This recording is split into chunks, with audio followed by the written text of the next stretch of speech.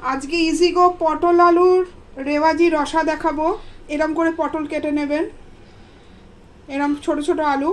যাদের uric acid আছে পটলের যে সিডসগুলোকে ফেলে দেবেন।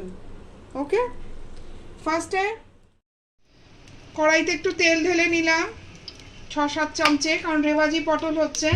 তেলটা একটু গরম হতে হতে আমি একটু ফোড়নগুলো দেবো। কড়াই তেলটা গরম হচ্ছে, আমি একটু ফোড়নটা দেবো। দুটো তেজপাতা দিলাম, একটা বা দুটো দিতে পারেন।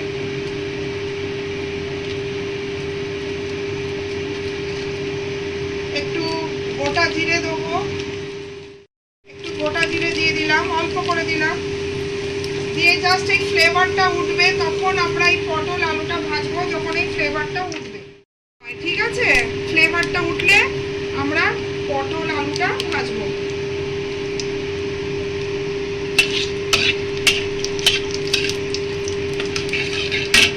এইবার এই ফ্লেভারটা উঠছে, পটল আলুটা ঢেলে দিলাম। এবার ভালো করে ভাজছি। একটু হালকা নুন দেবো, স্বাদ মতো নুন দেবেন আপনারা, স্বাদ মতো, ঠিক আছে।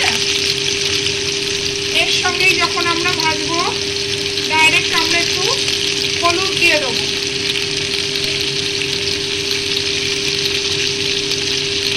আর অল্প একটু লাল লঙ্কার গুঁড়ো দেবো, যে লঙ্কার গুঁড়োতে ঝাল হয় না। এই হাফ চামচের মতন ব্যবহার করলাম। এবার এটা ভালো করে নাড়বো যতক্ষণ না হাফ ফ্রাইয়ের মতন হয়ে যাচ্ছে। এবার এর মধ্যে একটু আদা কুচি দিয়ে দিলাম, আর একটু কাঁচা লঙ্কা কুচি দিয়ে দিলাম। আর পারলে এর মধ্যে একটুখানি আপনারা চিনি দেবেন, এই 1 চামচের মতো একটু চিনি দিয়ে দিন। এবার এর মধ্যে আমরা একটুখানি অল্প একটু ঘি দিয়ে দেবো। চিনি দেওয়ার পরে চিনি অল্প দেবেন, হাফ চামচের মতো, জাস্ট কালারটার জন্য। একটু এর মধ্যে ঘি দেবো অল্প করে, আমি হাফ চামচের মতন ঘি দিলাম। এবার এটা ভালো করে নাড়তে হবে।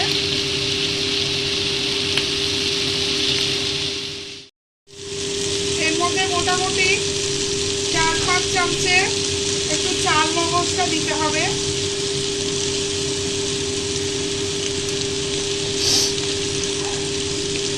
চাল মগজটা দেওয়ার পরে একটু হালকা,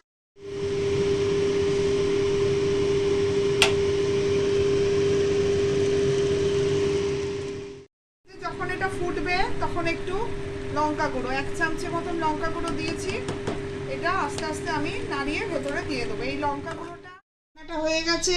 এবার আমরা সাজিয়ে ফেলেছি, একদম রেডি করে ফেলেছি পটলের রসা, ইজিগো পটলের রসা। এটা ফ্রাইড রাইসের সঙ্গে, রুটির সঙ্গে, পরাটার সঙ্গে, সব কিছুর সঙ্গে খেতে পারবেন। একদম পিওর ভেজ, কোনো রসুন পেঁয়াজ কিচ্ছু নেই। প্লিজ সাবস্ক্রাইব করবেন, ভালোবাসবেন। Thank you.